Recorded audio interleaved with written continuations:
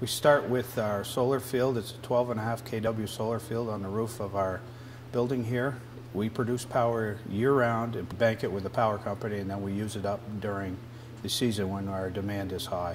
Every step that we've taken, we've tried to do it in the most efficient way that we possibly can. This is our wood-fired evaporator that we had built. It's a gasification model. In the old days, the evaporators used to just throw the wood in and burn them wide open. You'd feed them about every 10-15 minutes and they would just eat through the wood.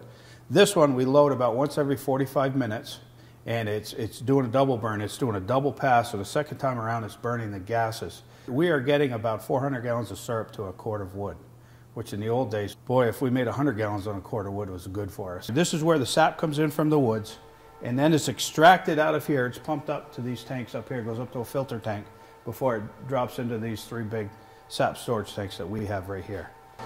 These are our 4 vacuum pumps. We did quite a study on vacuum pumps before we decided to buy these. These are the most efficient pumps that you can get. And we have the variable speed drives on the wall right there. They sense the vacuum in the system, and they're constantly ramping up or down to save the most amount of power that we can. And when we built this sugar house, one thing just evolved to the next thing, to the next thing, to the next thing. And the next thing, you know, everything we have here is super efficient and green. This machine right here will process 6,000 gallons of raw sap an hour. It's taking 80% of the water out. That's where you're saving your most efficiency, I feel, and where maple has changed over the last 15 years is with the RO, the way it's processed before it even hits the evaporator.